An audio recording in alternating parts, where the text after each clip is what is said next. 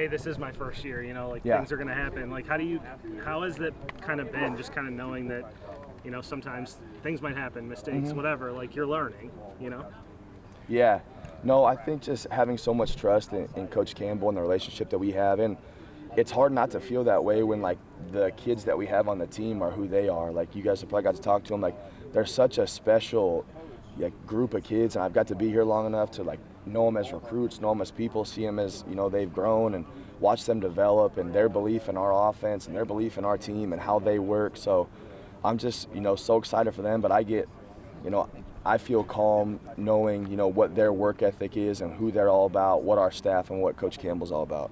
I think when an average fan thinks offensive coordinator, the only thing that they could do to describe that job is play caller. Yep. What's been your approach to that, and how much of your job do you feel like that actually is? I feel like it's probably a lot more minimal than people think. There's a lot more hours that go into just being around the players and building the mentality. Like, my favorite thing about this is I get to be around my tight end group and be around the offense and talk to those guys and know them as who they are. And, like, you got to build, like, the culture of, you know, that's why, you know, part of our defense is so special. Like, they have a culture that Haycock's built, and we've been really good on offense. We've had that. So trying to just instill them, like, what our mentality is on offense and who we're going to be and, you know, what we're about and how we carry ourselves and how we do things. And, you know, the play calling piece is really, like, the final piece of it. What are you about? I think that we're about, you know, attitude and effort and toughness and our mentality. And, you know, we talk on offense that we have a last ball mentality, and it doesn't matter if it's the first ball and routes on air. Like, in our mind, it's 4th and 8 to win the football game wherever it is, and you have to think like that here, because if you watch Iowa State football, you know it's going to come down to a play here, a play there, and it's going to be a one-score game. And we've had a million of those since we've been here, and, like, you have to win the inch here. So you have to have that mentality every single day with every single rep you do in the weight room and in practice. So, like, trying to get those guys to carry that mentally through practice and through the offseason. That way, when those moments come, we're ready for them. I'd imagine the burden, for lack of a better term, of being a first-year coordinator is eased by the amount of experience you do have coming back player-wise. Just how nice has that been as a safety blanket to just kind of lean on? Yeah, it's great. And I think when you've been in the offense as long as I have, like, the roots of it are still the same. So you don't have to come and I have to learn something new, and the kids don't have to learn something new, and the players are confident and the way that I've wanted to do things and the wrinkle that I want to do it, I think it fits their skill set and they see it. So it makes me feel comfortable, and I think it allows them to play comfortable and play fast. You've been in this building for obviously all the years. Have we seen half or most of the Taylor Mauser offense, or what are the defining characteristics of your offense that we are going to see for the first time? Yeah, I don't know about half or what that percentage looks like. I like to think I've had a little bit here and there throughout the years, but I think for me is we want to be a physical team that has a downhill running game that's physical and nasty, that plays just as hard on the last play as they do on the first play, and the effort jumps off the film. And when we score touchdowns, everybody else celebrates more than the guy that scores it, because we're going to be the most selfless football team. You know, we're all about the boys, we're all about each other, and we know that this whole thing's bigger than us here at Iowa State. Like, that's just the mentality that we have. And then being able to go make plays down the field and one-on-one reps, like the Alan Lazards and the Hakeems and the Hutchinsons and the Charlie Kolars, like, those guys were so good at contested down the field catches, but, like, you have to have a mentality to go make those plays. And, you know, we have to do it at practice, but I think just from what I want to bleed into the offense is that mentality. What did you learn from watching Nate go through it as a first-time OC last year? And not only that, but just I would imagine, like, leaving that Ohio game, like the feeling or watching him had to be pretty stark, I guess. Yeah. To see him deal with that. Just, I mean, the organizational skill that he has and, like, the composure that he has and how grounded he is. I'm certainly much more emotional than that guy is, and I was going into it. And I think to watch him lead through it, and at Iowa State, like, we've always gotten better through the struggle, and we've gotten better through hard times, and that's always kind of been what makes us different here. And to see how he, like, caressed that and was able to, you know, build that into our culture as the season, you know, went on, and how he helped it, like, grow our offense and made the adjustments. Like, I think we really changed we thought we had to play a certain way, and we changed it really after that week. And he had a plan and a vision, and we bought into it, and he did a good job. But, like, the leadership and stability and just how grounded he was is some stuff that really, you know, bled into me. Where do you feel you've grown most Taylor on or off the field since your days as a graduate assistant. I mean, when did your coaching career, what age did it start, and where do you feel you've grown most? My coaching career really started at, I think I might have been 23 years old at Toledo. I was actually, on the staff when we came here and played at Iowa State before the end zone stuff was done. And I didn't know anything. I thought I knew some stuff about football. I really didn't know much. And I just tried to sink my teeth into the people that I was surrounded by. And we had such a good foundation and good staff at the time. Like, there's a lot of people that went on to be phenomenal coaches there. And then, I played defensive football. So being on offense, like, you have to go above and beyond to learn certain things. So you study and you watch so much film. And for me, it started really like as a development piece, just to try to get the players to trust me. And once you're able to get them to trust you and they see that they could grow and they buy into you, then the scheme kind of comes second. But they like to see the growth and the development. So I think when you have that mindset and you really start from the ground up, and it can be brick by brick, and it can be from a developmental piece, then like it doesn't really matter what the scheme of it is, because it's still about like putting the players in the best formations to go make plays.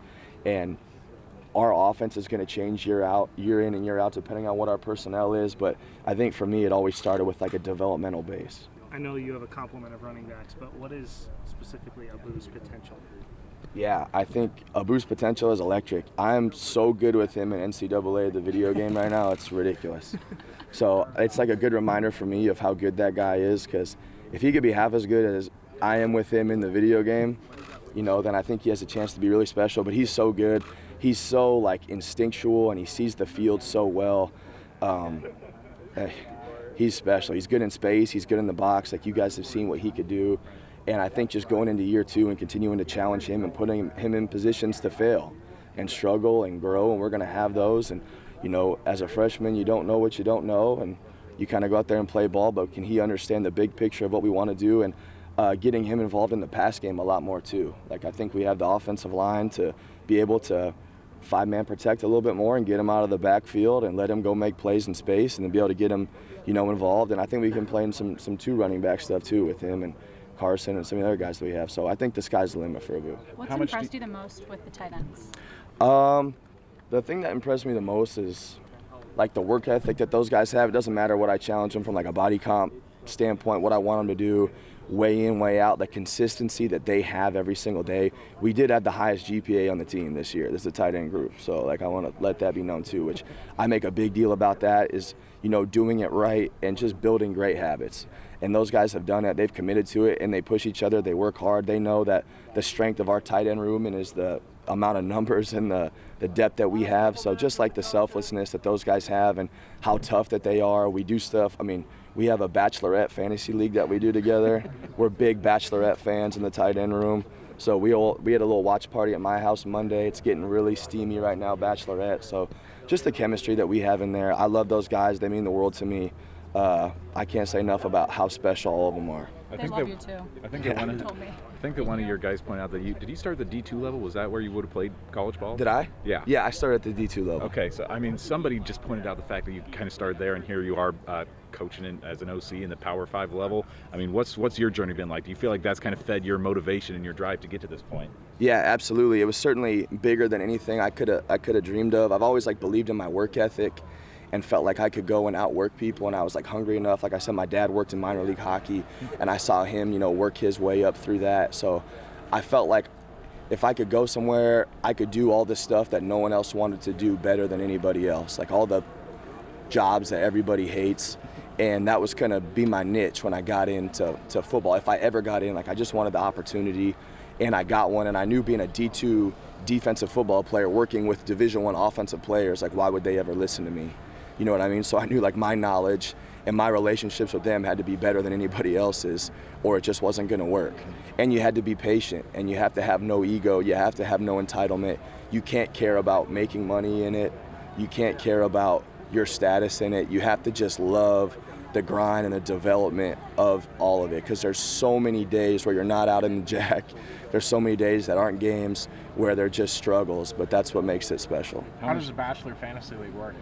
So I think it's called the Rose League, and there's an app, and they track, you get points for crying and kisses. If you get sent home, it's -6. So it's pretty competitive. It's pretty competitive in our Bachelorette Fantasy League. We're gonna see what Jen does. We got her ex-boyfriend coming back right now. So there's a lot of drama. You know, I had a bad finish. I think I finished like 12th this last week. So I lost last year. I think Burkle might be in first place this year. He was towards the bottom last year. He's at the top right now. So he had a good off season. He checked the tape. He did his homework on these Bachelorette contestants. It's going to be interesting to see what happens. How much do you use Ben Bramer in the video game, and what's his ceiling in real life versus what you see in the video game? Yeah, Ben's really, really special. As you guys know, I have used him in the. What's funny is when we play, a lot of people want to play me with Iowa State.